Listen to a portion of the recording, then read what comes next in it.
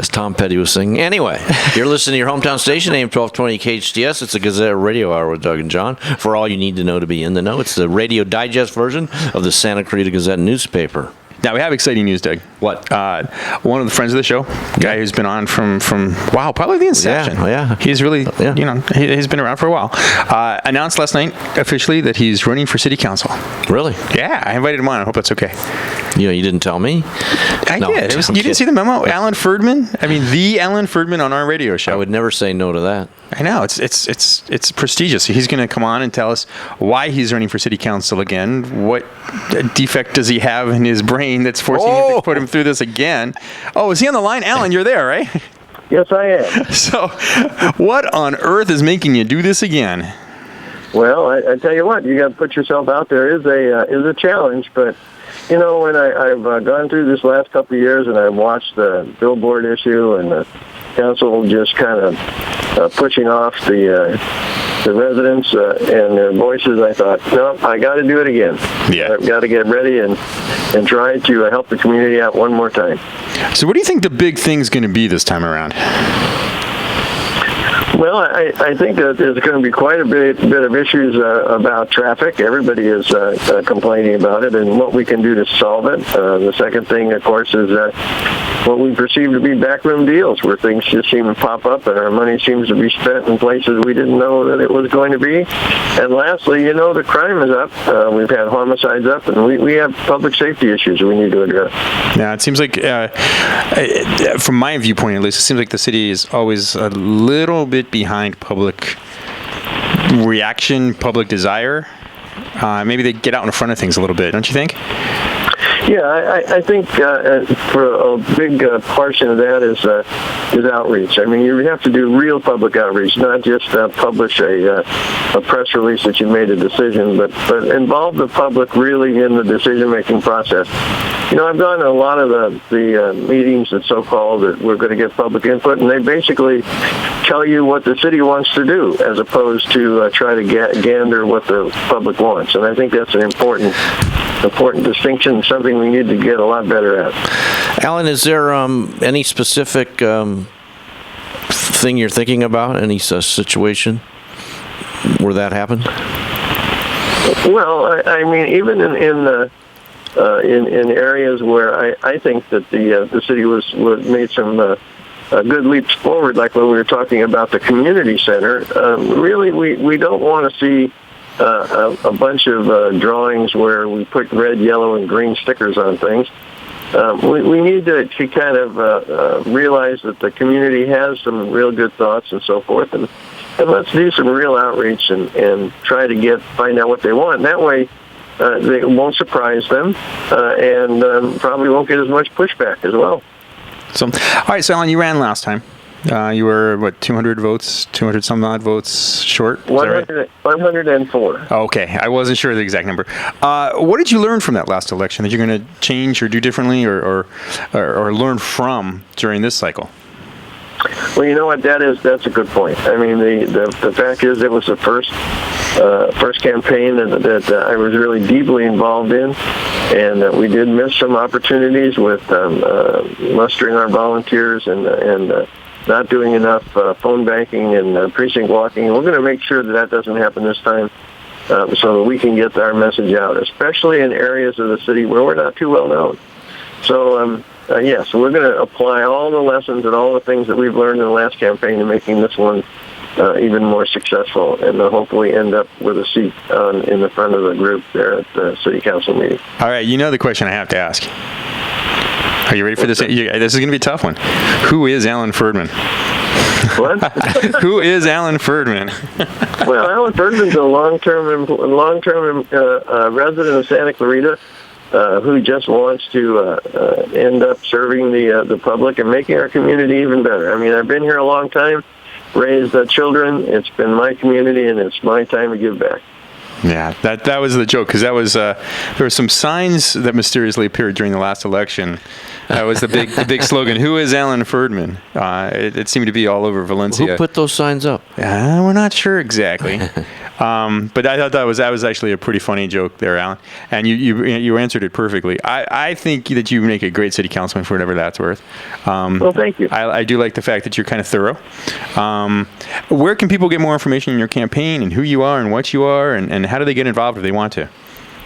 Well, we're updating our Facebook page and website now, but we do have a Facebook page, and we do have a website, but the website's really not up to date. But you can still go there and take a look at it. So we'll be publishing a monthly newsletter, and anybody can email me at any time. Get on our list at alanferdman@yahoo.com.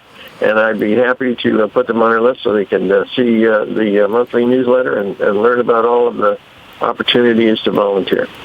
Alan, some of our listeners might not be aware of how many seats are open, how many are running for those seats. Can you educate them on that? Sure. It alternates in elections between 3 and 2, and in this particular case, for this election, it will be Bob Keller and Tim Ben Boydston's seats that are up. And I understand both of them are going to be running again. And right now, as declared candidates, I think I'm the only declared challenger so far. Okay. So here's the question. Do you think that this is the first time it's been a general election, right? Yes. Usually it's been an off year or it's an April election. Do you think that's going to create an issue for you? Well, I think Steve just talked about it a little bit in the fact that all of a sudden the voting base is going to change, and when it's been simply a city council election, we've been getting 15-17% turnout, and they're expecting a 60, 65%, 70% turnout for a general election. So there's a lot more people to get to and distribute our information. It's going to cost a lot more for mailers and all kinds of ways that we can provide information about ourselves, so voters can make an informed decision. Now, Alan, based on past history of elections to city council, it always seems to be the incumbents, just because of the name awareness of the folks that are voting who may be a little bit on the low information side. Doug, we got a lot of listeners. People know who Alan is because they listen to the show. I know, I'm talking about other people. Sorry. Before the show. If I was analyzing from the outside, I would say you have a tough road to hoe with your two challengers, or your two opponents, both being having name awareness already. I think that's true, and I think also the fact that incumbents tend to always want to be the mayor in their election year is another issue where they get to publish their picture and their information about the city every month for the election cycle. But at the same token, I've been around for a while. People have seen me on television at city council meetings. We ran last time and came close. So, yes, it is. It's a difficult road to travel. But you know what? I'm prepared to go and do it. All right. All right, Alan. Alan Ferdman. I think, like I said, a very, very astute gentleman. Yes. A very qualified candidate for city council, and I think you do a fine job if elected. And if I can throw my opinion in, I think he should have been in last time instead of a couple others. But that's just me. That's just your opinion. That's right. Because you can't count. Sorry, Alan. It was a little brutal, but I kind of had to go there. All right. So, all right, Alan. Thanks so much. I'm sure people will be paying attention to you over the next couple months, and maybe we'll have you on again and see how it's going.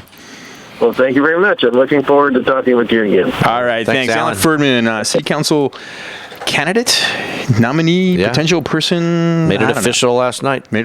So it's going to be an exciting time, I think. I think the incumbents, you brought up a good point. The incumbents are going to have a lot of a head start, but I don't think it's in cement. I think there's enough issues. Well, the question is there still time for somebody else to enter the race? Oh, there's always time. Yeah. And I've said this from the very start, for these minor races, the way to get people involved is to find that issue that gets them off the couch.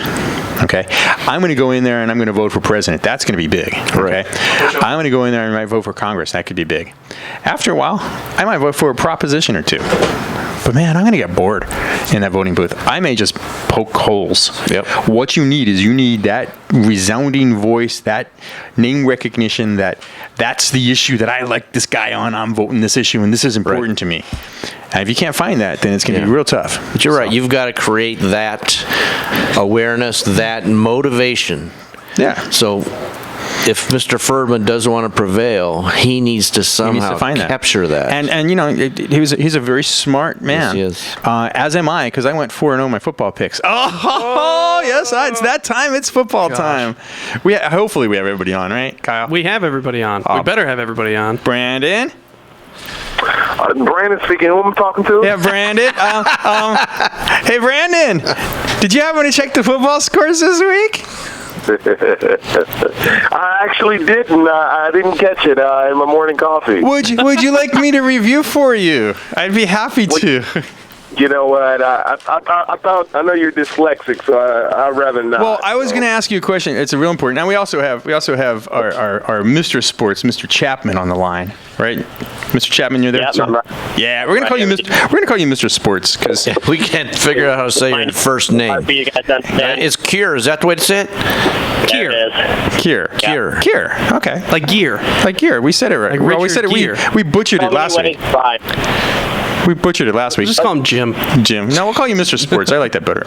So, Brendan, I was going to ask you, I was going to call you on Sunday because I couldn't find out what time the Cowboys game started. Ooh. Because I know they're planning to go to the Super Bowl, right? I didn't see it in my TV guide. They're planning on booking flights to go to the Super Bowl. Yes, I get to talk smack to everybody because who went 4-0? That's right, me. John went 4-0. Kyle, the station manager here, better known as Jellyman, went 3-1. And he's nowhere near as much fun as I am. Oh, get out of here. And get out of here. Kier went 3-1. Brandon about right. went 2-2, and Doug went 2-2. Brandon, you went 2-2. Doug, you mumbled there at the end. You know, you could have flipped a coin and gone 2-2. You know what I'd like to do real quick? Because what was it, 19 weeks ago now, we predicted how this thing was going to end up. I'd like to review that. I think we should. I'm not feeling good about this. John predicted it'd be Green Bay and Arizona in the NFC final and New England, Baltimore in the AFC. Not a bad shot. I didn't see. And then he thought it would be Green Bay and New England in the Super Bowl with Green Bay prevailing. Brandon said it was sorry, Brandon. Brandon said it was going to be Seattle and Dallas in the NFC Championship and New England and Baltimore. Boy, Baltimore had a rough year, didn't they? Yeah, a lot of injuries. And then he predicted to be New England and Dallas in the Super Bowl with Dallas prevailing in the Super Bowl. You know something? I feel bad because we didn't tell him it was a Super Bowl of professional football. Oh. We just said the Super Bowl. He thought tiddlywinks. Okay, now yours truly, I had Arizona versus Green Bay in the NFC final, New England versus Indiana. Ugh. And then I had Green Bay and New England in the Super Bowl with New England winning. Okay, Kier, real quick, who did you have in the NFC and AFC championship games? Man. Well, he could tell us anything. Yeah, he should. What? Go ahead.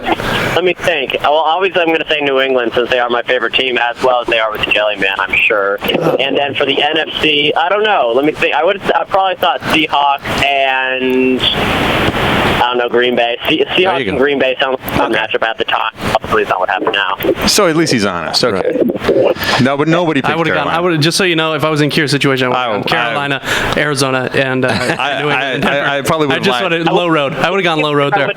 Carolina. I would have lied like a big dog. Yeah. There's no question. Okay, let's start.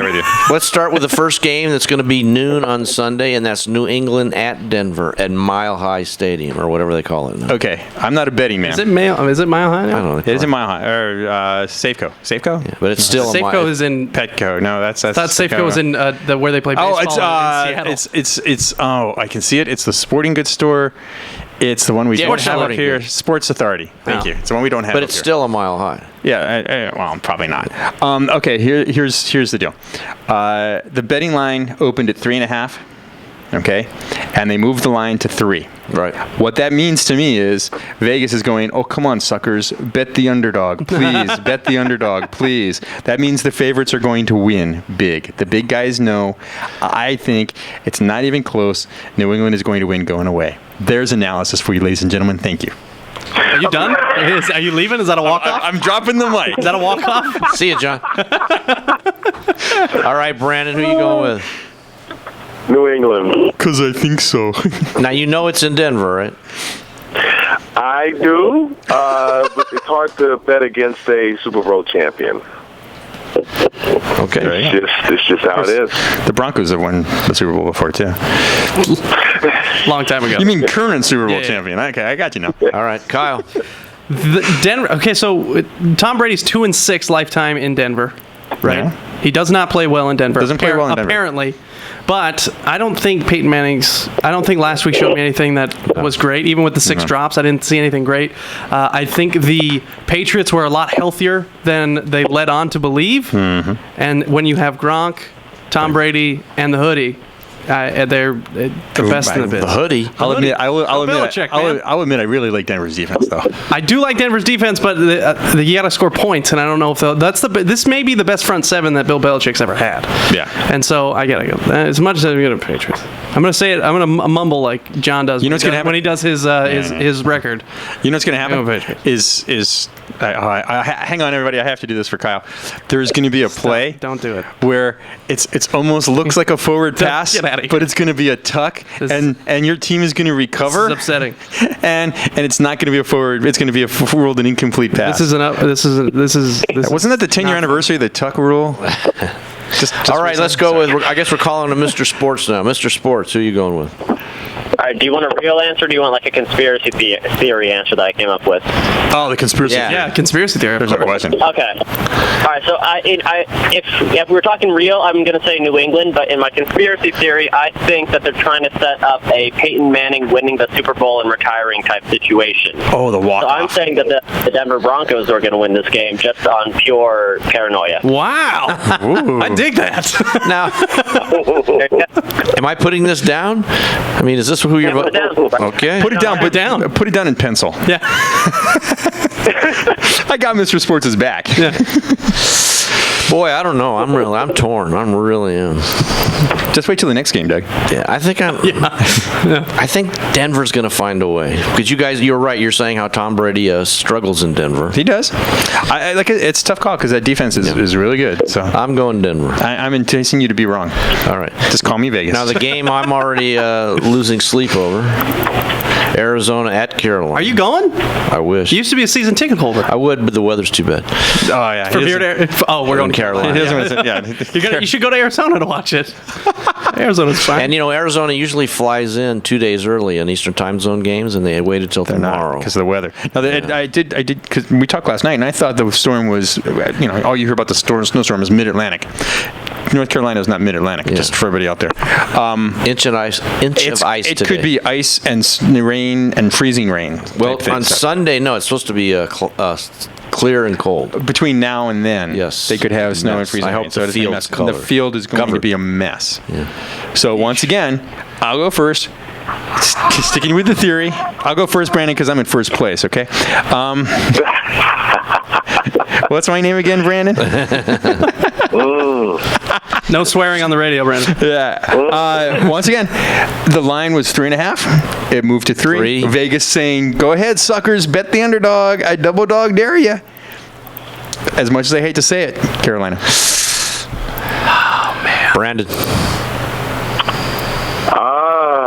Carolina. Copycat. Me. What about your good friend Larry Fitzgerald? I love him. I actually sent him a text after last game, congratulating him, and he sent me a, very humble text back, thanking me and checking in with me. And I wish, my thing is whoever wins this game, I want to win the Super Bowl. So it doesn't matter. I'm a winner either way if they win the Super Bowl. So I'm good to go. Kind of agree with Did Larry have a good game last week or what? Jeez, man. Oh my gosh. Yeah. Unbelievable. I'll tell you, age is really, they say football is a young man's game, and they only say that is because it benefits teams in order to keep younger players.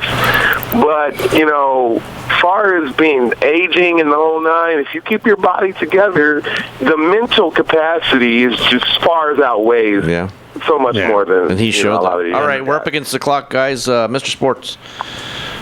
All right, I'm going to go with Carolina. I don't know if I trust really Carson Palmer in a playoff type situation. It was kind of shaky last week, and I don't expect much different from this week. And Carolina banned hoverboards in their facilities, so they're actually walking around now. They've got That's true. That is a very good. Well, that's a good reason to pick. That's a really good reason. John, who found this Mr. Sports guy?